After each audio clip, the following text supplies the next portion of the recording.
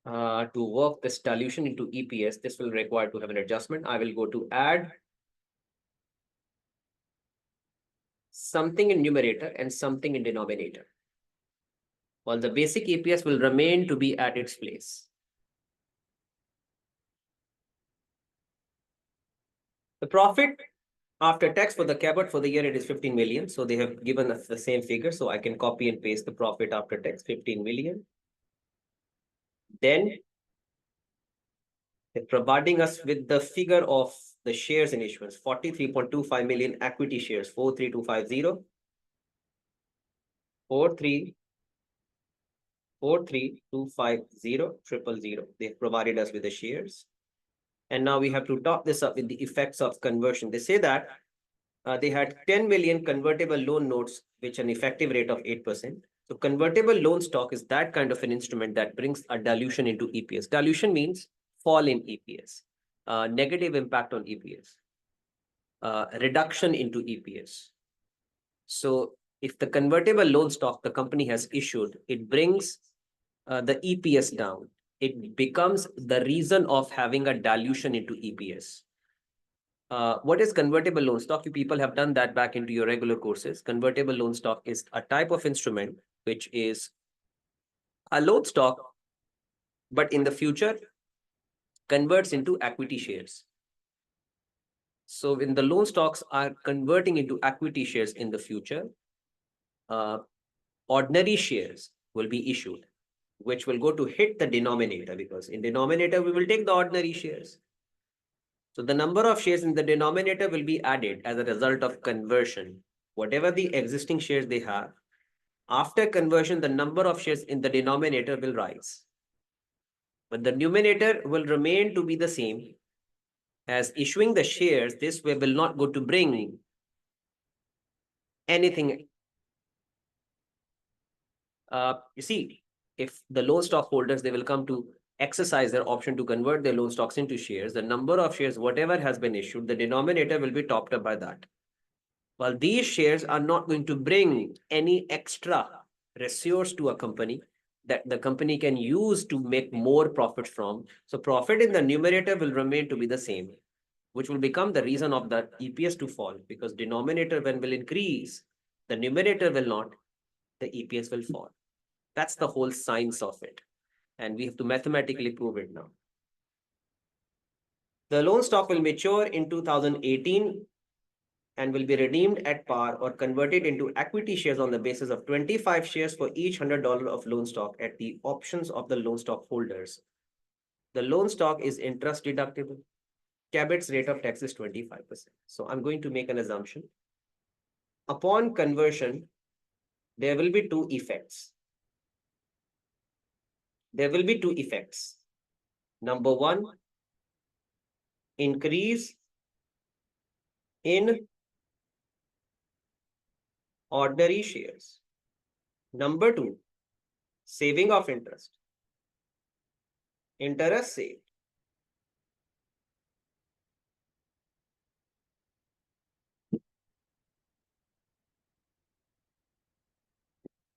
Increase in ordinary shares. Number two, the saving of interest.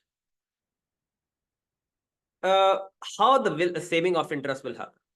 See, when the loan stocks will convert into shares, interest costs will definitely be saved, because loan stocks will no longer be the loan stocks once they're converted into shares. So they will go to save an interest. This is the nominal value of loan stock. This is the rate of interest on it. So let's go to find it. 8% of $10 million. So they will go to save this much of interest. They will go to save this much of an interest.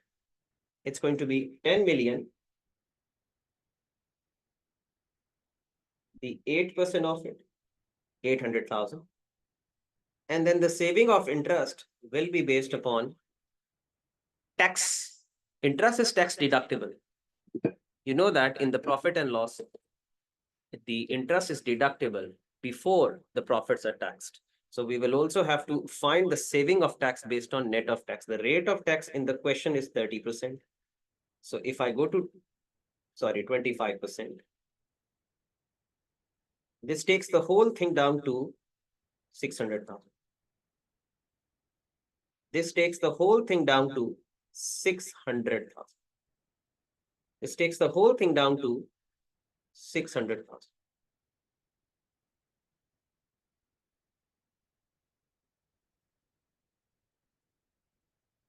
Yeah. So the saving of interest will act like a balance of profit, which I will go to top this up into numerator. Interest saved. This will be added up into numerator. Increase in ordinary share. Now, what are the terms of the offer? The terms of the offer are 25 shares for each $100 of loan stock. So what are the loan stocks? 10 million divided by $100 multiplied by 25.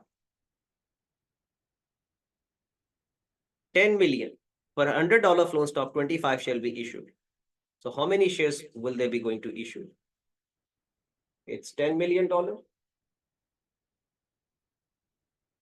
divided by 100 multiplied by 25. That's going to be 2.5 million. So 2.5 million shares. From where this is the saving of interest, this is the share. So I will go to top this up into denominator, extra shares. 2.5. Now, as a result of it, whatever the answer that I will go to find will be the option to select.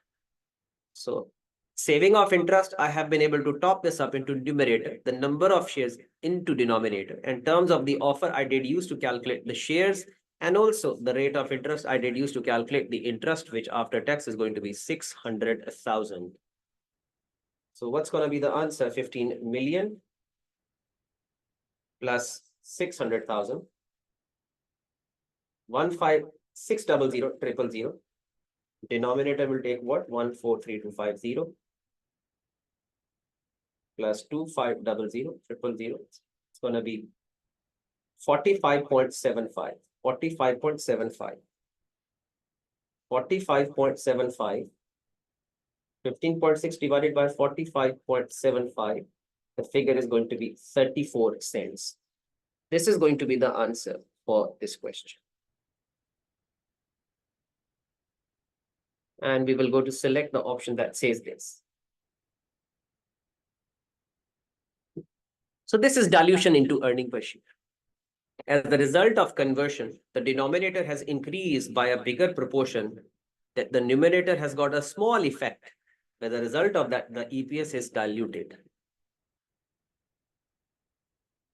Without incorporating the effects of conversion, what was the basic EPS? The facts and figures are in fact from the first question. If you look into that, what was the original EPS? If you're using these figures, 35. 35. And as a result of conversion, can't you really see it has fallen down to 34, diluted? It's a confirmation that as a result of conversion, 35 cent has gone down to 34 cent, diluted, all because of that. If you do not incorporate the effects of conversion, this gives you 35 cents, but it goes down to 34 when you bring in the effects of conversion. And actually, they have not converted in dilution. In diluted EPS, you make an assumption that what if today these loan stockholders, they come to exercise their rights to convert their loan stocks into shares, the EPS will have this effect on. You just come to check that out. That because you have issued the convertible loan stock. So imagine if they come to exercise their options to convert their loan stocks into shares, the effect on the EPS is going to be this. So you're just checking it out. 34 cents. Such a nice question that has touched almost everything in the topic of EPS. But still, if you wish to revise the whole depth of this topic, you have got your regular course explanations with you, the recordings of that on the portal. You can go to check that out. Which of the three companies will have to restate the prior year comparative? So restatement is required to all those companies, those they are calculating the basic EPS. So in this question, the basic EPS was calculated for Barsted and Dunstan. We will select the option that writes these two parties into it. That's going to be option B. Which, if any, the statements below regarding the dilution into earning per shares are correct? are correct. Statement number one, dilution into earnings per share is a forecast of future trend in the profit. No, earning per share or dilution into earning per share never estimates the future. It never forecasts.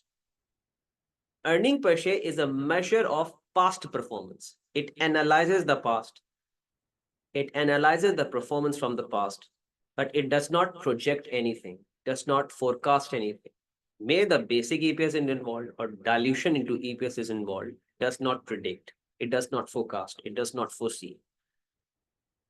Statement number two, dilution, diluted earning per share acts as a warning to shareholders and shows how the current earnings could fall based on the items currently in existence. This is what I was talking about, that we come to check that out, that if the loan stockholders today they come to exercise their options to convert the loan stocks into shares, the EPS could fall to 34 instead of 35.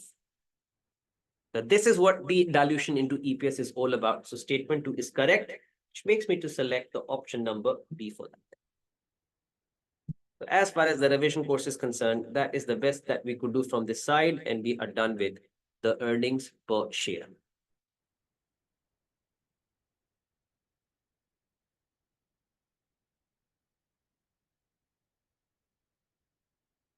There are some three questions that we have to work from the side of IS 38, a topic which is more of a discussion based, less computations are involved. So if I go and take you down to those questions, we can finish them off based on the time that we are left. IS 38, intangible assets, the treatment of research and development cost. We will look into it the next. So I will jump to the page of objective test questions and bring up the page of IS 38 in front. Here you go. Which of the following cost must be considered to be the part of the cost of intangible asset? The part of the cost of intangible asset, in other words, means which of the cost will be capitalized, because part of the cost means capitalized. 30,000 on acquiring the competitor's brand name. For surely, when you acquire, there are two types of brand. The one that you acquire, which is called as purchased brand, and the second one that develops internally, inherently, naturally, organically. So internally generated brands cannot be capitalized because we cannot assign the monetary value to it. But the one that you're purchasing, you pay a price for that. That price becomes the estimate of its cost. And definitely the type of the brand we come to capitalize. So this is the first thing that we will think of capitalizing, as this one is not internally developed. It was rather being acquired, purchased. 20,000 on the developing an internal brand. Internal brand. This is what I've told you. Internally generated brands cannot be capitalized.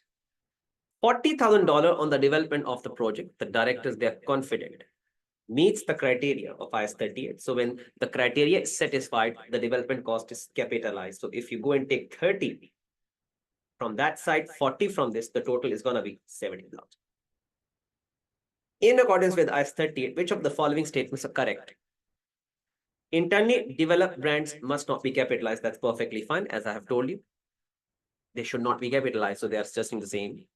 Employees' technical knowledge can be capitalized as intangible asset if the reliable estimate can be placed upon them. Never. See, any cost that you incur on employee cannot be capitalized. May it be a training of staff, may it be a technical knowledge. You cannot capitalize anything. And the reason of that being explained well into courses, and I can repeat my words, even if you make your staff trained by incurring a lot of training cost every month, and the staff now has become a lot skillful, and these skills are definitely going to bring a lot of benefits to a company in return, because the staff is highly trained, highly skillful, and this in return gives you the benefit. But the problem is that you cannot have a control over to your staff, as the staff can leave the company at any time or the next day and take all the skills away. So anything that you cannot have a control over to, you cannot capitalize it as an asset, because the basic ingredient in the definition of asset is anything that you have a control over to. Then the future economic benefits you can make a guarantee from. You cannot guarantee the future benefits from something that you cannot have a control over to.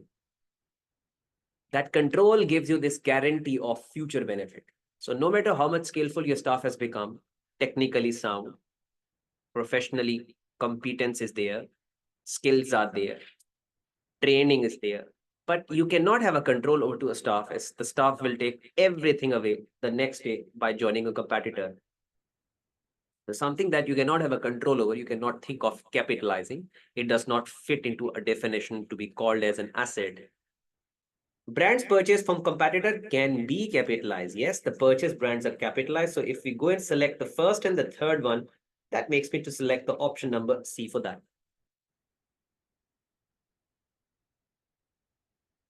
Jasmine spent 400 on the development of new pharmaceutical product in the year ending 30th of September 2014. So question number third, I can work on the piece of paper. The year ends when? It ends on 30th of September 2014. And the start of that has to happen on 1st of October 2013. Okay. So they have incurred the development cost. Development cost incurred 400,000. Development cost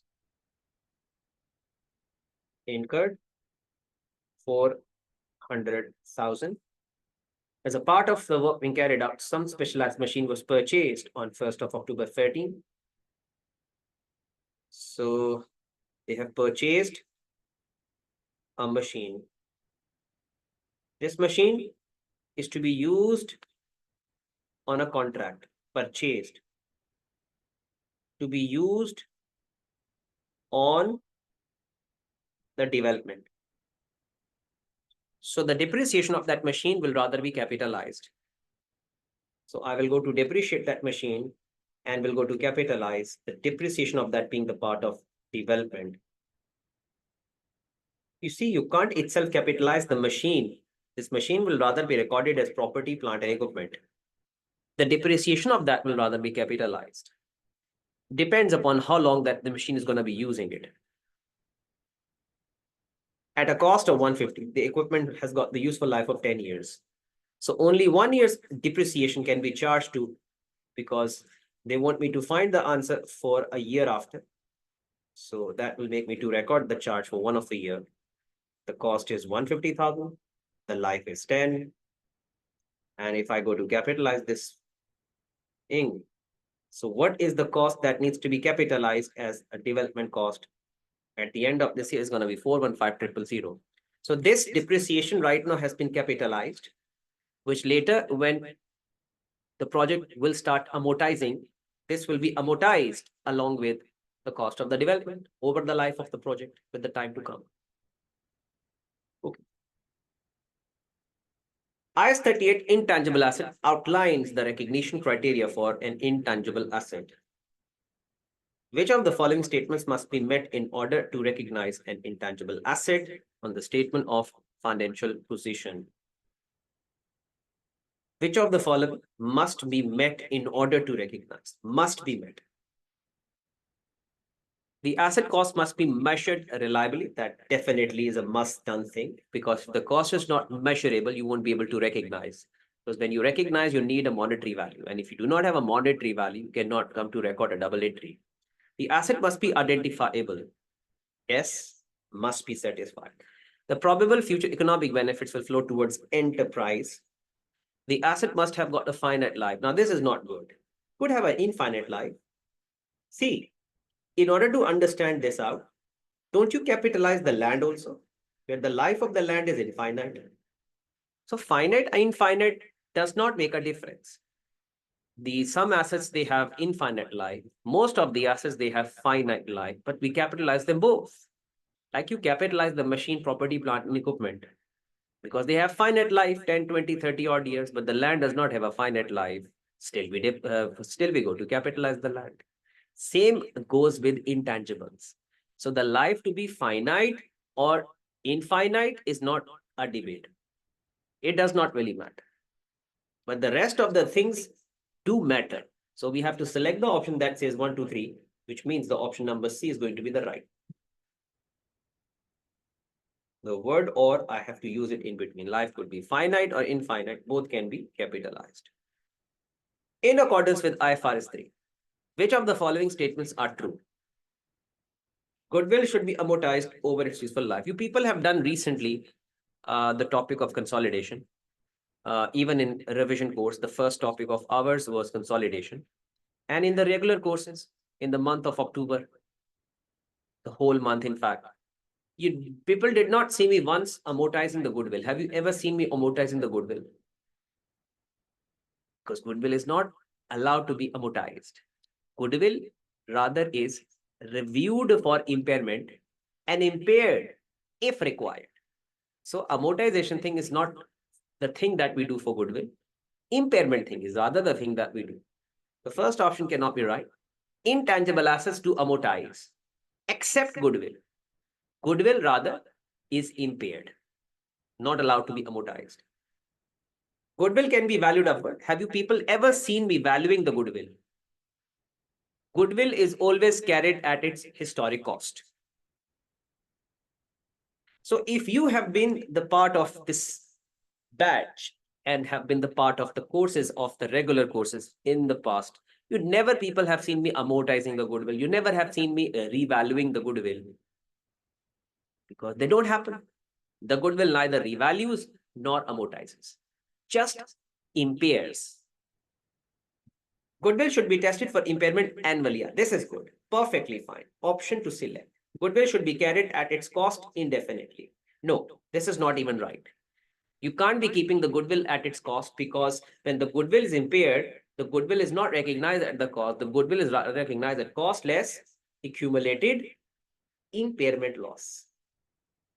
So this is not even right. Initially, we keep the goodwill at its cost, but subsequently, when the goodwill is impaired, then it does not take the cost only, it rather takes the cost less impairment loss. What amount will the F charge to profit and loss for the development cost, including any amortization for the year ended 31st of March 2014?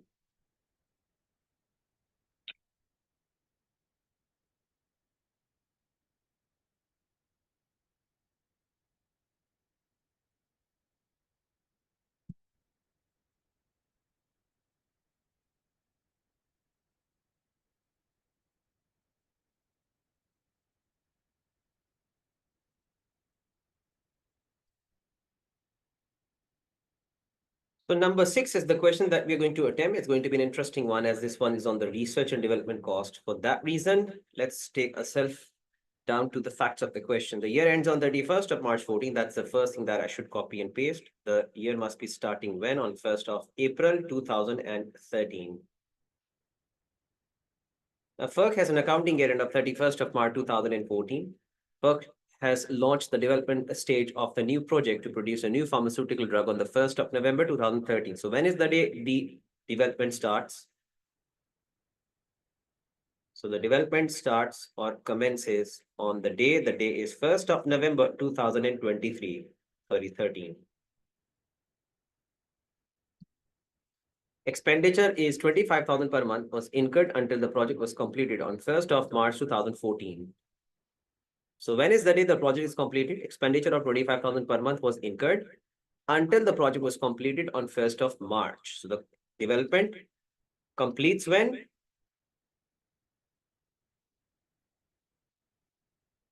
Completes on 1st of March 2014. So how many months of development can we see in between? There are about November, December, Jan, Feb. There are 4 months of development.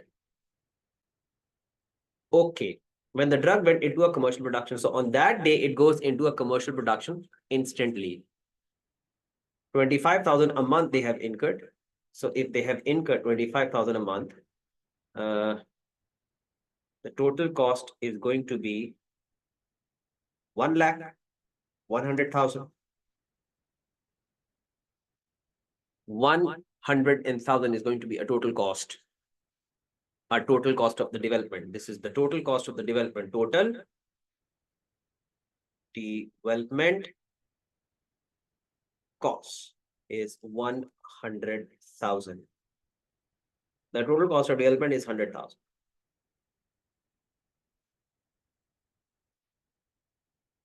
The directors became confident of the project success on the 1st of Jan 2014. So on the 1st of Jan, the criteria got satisfied. 1st of Jan. 1st of Jan. 1st of Jan 14, the criteria satisfied. So how many months can we see before and how many months can we see after? How many months can we see before and how many months can we see after? There are 2 months before and 2 months after. So in the first 2 months, the cost is going to be 50,000. In the last 2 months, the cost will be, this cost will rather be expensed out before criteria. And this will be capitalized. And the one that we have capitalized will be amortized based on to a life of the project.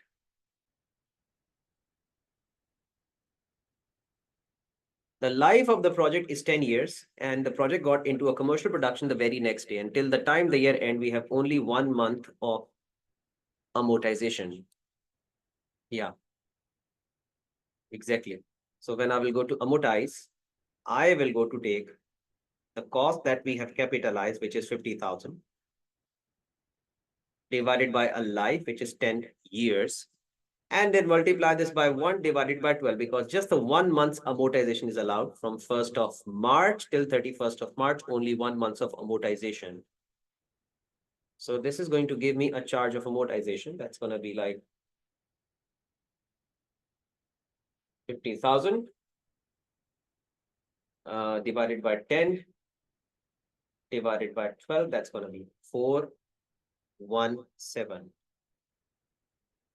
417.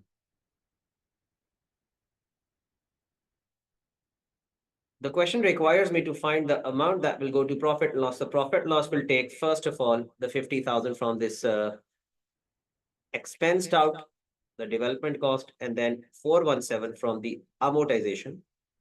The total of that will become 5041. The question of the research and development cost needs to be solved this way. With a lot of attention, you will then be able to get your answer. So that's the maximum that I could touch it from the side of IS-38, but randomly picking, choosing in those questions based on to which I can touch a little bit of that. Again, the regular courses have got a detailed explanation over to these topics in the past. You have to go and refer it back to.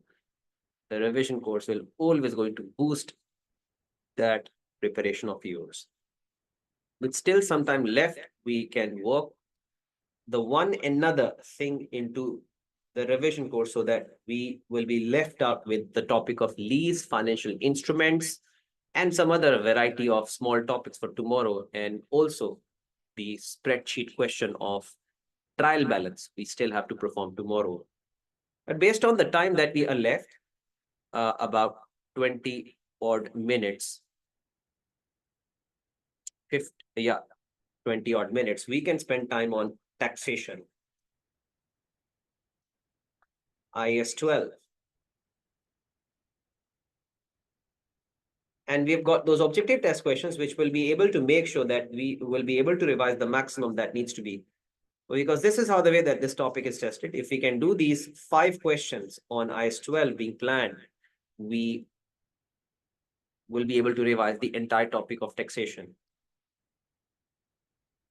In order to find the expense of tax for a particular period, we will have to assemble 3 parts. The first part of that takes the current year's tax estimate. Current year's tax estimate, that's the first part of it. Which then we come to top this up with the effect of under provision or over provision of previous year's tax. Of previous year's tax.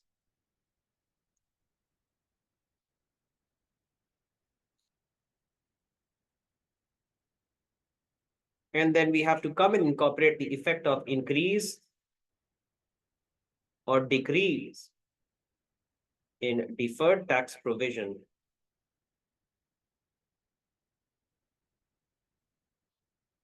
increase or decrease in deferred tax provision.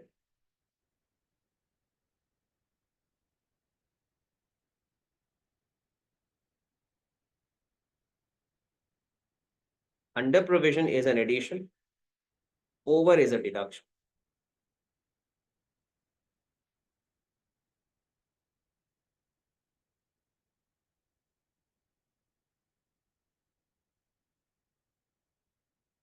These three parts are assembled to find an expense of tax for a particular period. And this is what these objective test questions will require us to do. And we will do it with the different possibilities into it. Under provision is a debit balance. In the trial balance, over provision is a credit balance. Under provision tops up into the current year's tax. Over provision rather deducts. So if I go to apply this knowledge to the first question of ours, they exactly want us to find the total tax charge to the statement of profit and loss. The directors of KKDL have estimated the provision for the income tax for the year to 31st of March 14 at 22.6. So they have provided us with the current year's tax estimate 22.6. Let me copy and paste this entire pro forma.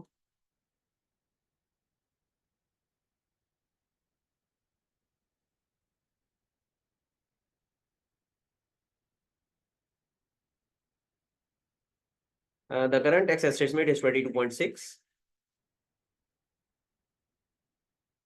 And then the question tells us about the company spent 2 million more than the figure estimated at the last year end. Now, if the company spent 2 million more than to what they had estimated that in the last year, that means they are done paying more and they have less provided because they have paid more, which means that they have provided less in the last year. And in order to compensate, I need to come and top this up into this year's tax charge. It's going to be an under provision. It's going to be an under provision.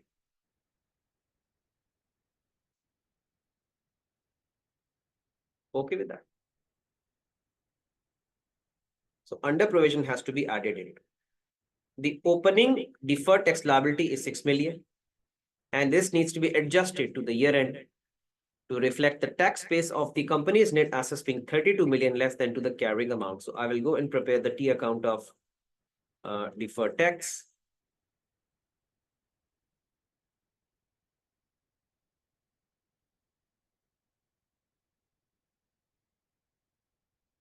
The opening balance of that is 6 million. To find the closing balance, they suggest that the carrying amount of the asset is more than to its tax base by the figure of that $32 million. Am I assuming? No, they are clearly writing it. Say that the tax base of the company's net assets being 32 million less than to the carrying amount. Less than to the carrying amount. Company's net assets being 32 million less than to its carrying amount. So carrying amount is lesser or tax base is lesser. So carrying amount is more. So the difference is going to be a taxable one, which results into a payment of tax, a liability, as long as the rate of tax the question is provided, which is 20%. This is going to become $6.4 million. So I will go to write that 6.4 million here, which results into increase in deferred tax liability by 0.4 million, which I will go to take it on the up I mean, this is what we are supposed to do in most of the questions of deferred tax. You could have decreased, you could have increased. So the net effect of that is going to be what? So it's going to be 22.6 plus 2 minus 0.4. Sorry, not minus 0.4.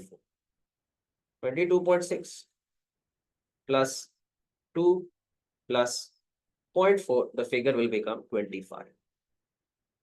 The figure will become 25. And this is the option that we have to come and select. And we have selected. Okay, no problem. Got it right.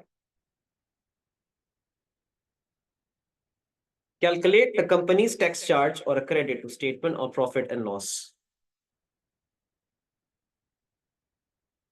The balance on the current tax. So I believe the same question is asked. So I can just go and repeat the same story and write down the pro forma the same way as above.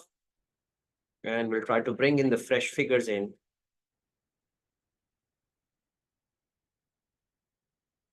Okay. The balance on the current tax and the trial balance is 2.2 credit, 2.2 million credit. That means it's going to be an over provision, 2.2 over provision. Over provision deducts. Credit balance is over. A provision for the income tax for the current year is 14.8. This is the current year's tax estimate. So I will be able to write it. The company's deferred tax credit balance and the trial balance brought forward from the previous year is 2.4. This is going to be the opening balance of deferred tax liability.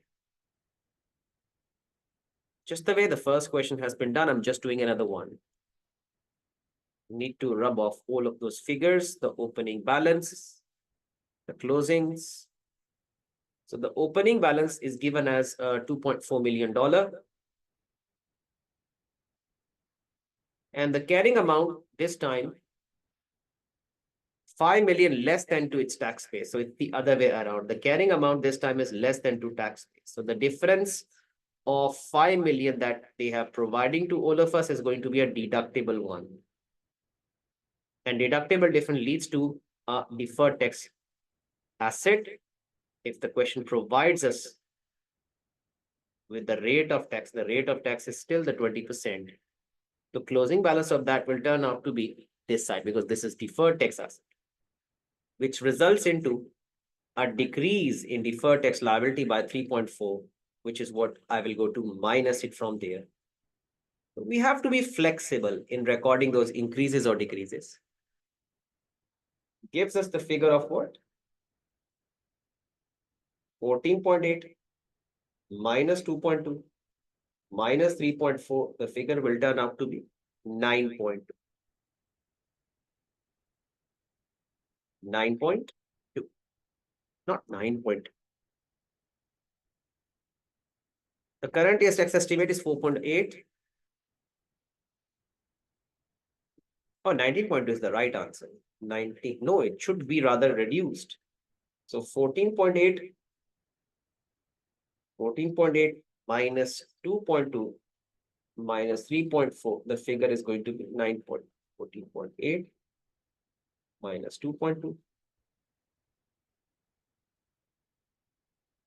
minus 3.4.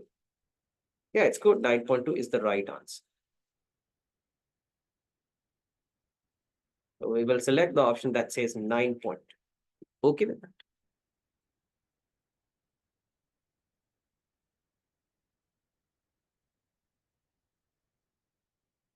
What is the total tax charge or a credit to statement of profit and loss? Another question. Let's go to solve it. All the questions may we have done in the regular courses. Now we are doing it into revision courses to revise. All the questions of the tax topic will be asked like that. The directors, they have estimated the provision for the income tax is 19 million. So current year's tax estimate is given. Once again, I'm going to write this entire pro forma. In fact, the deferred tax liability account, I will also go and copy and paste. And we'll try to bring only and only the modifications into it.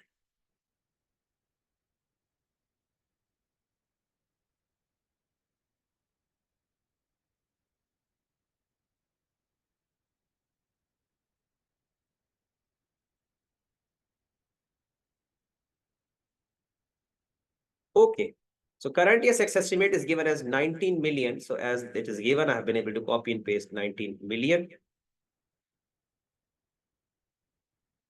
At 31st of March 2014, there was 34 million of taxable temporary differences, out of which 10 million relates to revaluation of property. So I will have to prepare the opening balance of deferred tax liability. The income tax rate is 20% and the opening balance in the trial balance for the deferred tax brought forward from the end of the previous year is 6 million. So the opening balance of deferred tax liability is given as 6 million. 6 million. We need to find the closing one.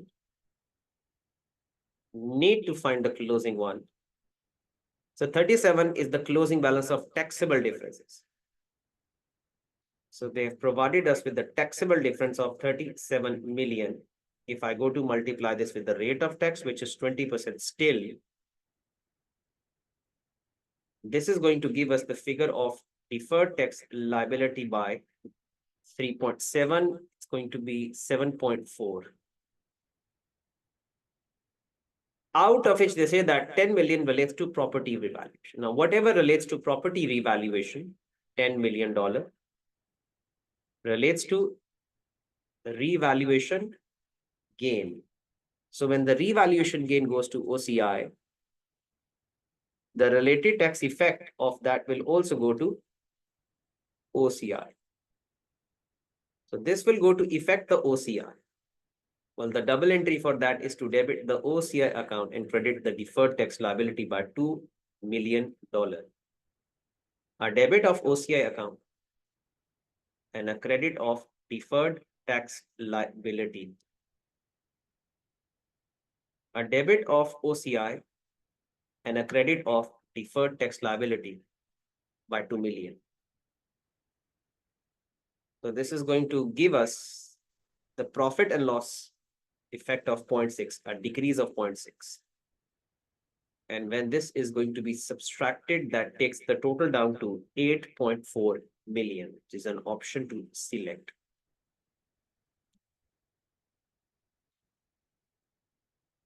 Okay with that?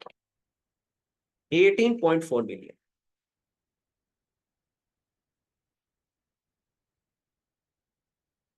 So OCI takes the debit, deferred tax liability credit. The profit and loss then go to take a decrease of 0.6 million in.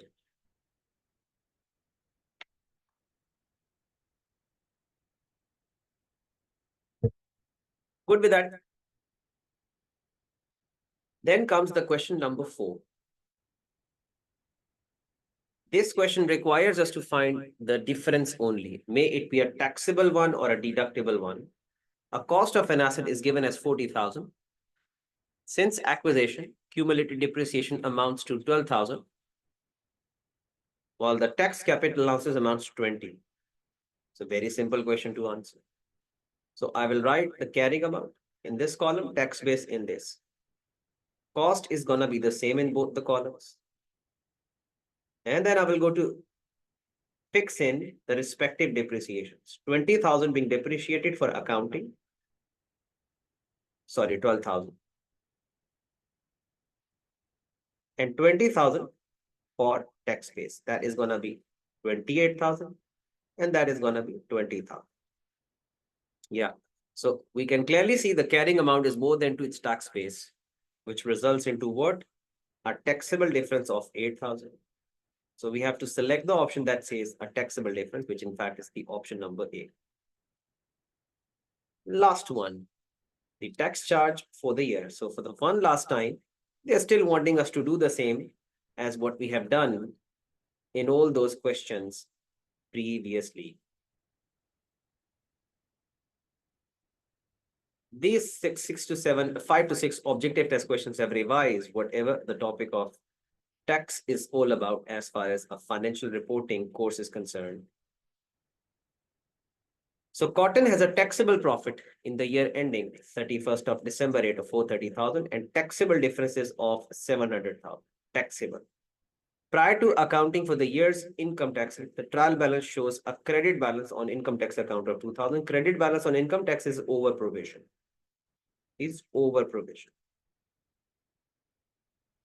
which will require to have a decrease of 2000. Here I will go to prepare the deferred tax liability, T account, like normal.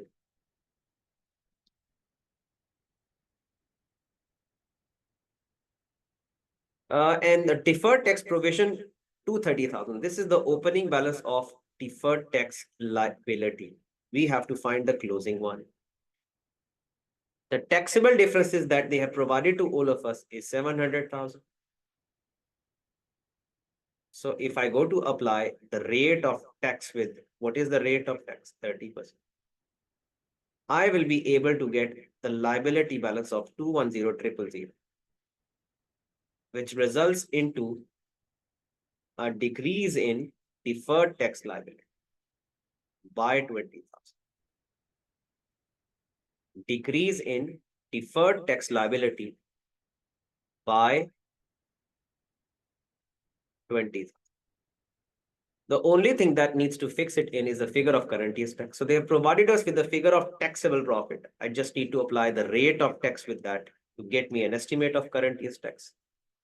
So 430,000 multiplied by 30%. Usually the current year's tax estimate is given. This time they rather have provided us with a figure of taxable profit. And applying the rate of tax will give us the figure of what? 430 multiplied by 30%.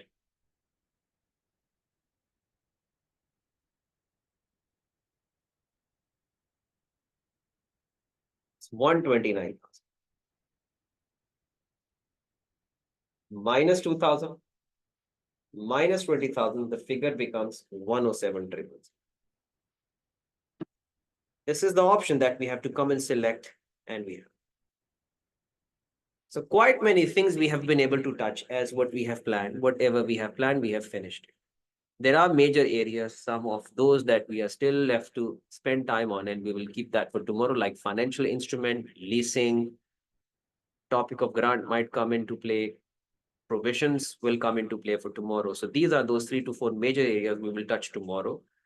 And towards the ending part of the course, we will need 1 hour to practice one question onto a spreadsheet. Like I did one on consolidation on spreadsheet, I will do one from trial balance onto spreadsheet to wrap up the course tomorrow. So that concludes the second leg of this revision course, and we all will meet up for the third and the last leg of this revision course for tomorrow for the same time. Thanks to all of you for coming. You can have a good rest. Good evening. I will see you tomorrow at the same time to resume the third and the last leg of this revision course. Thank you very much.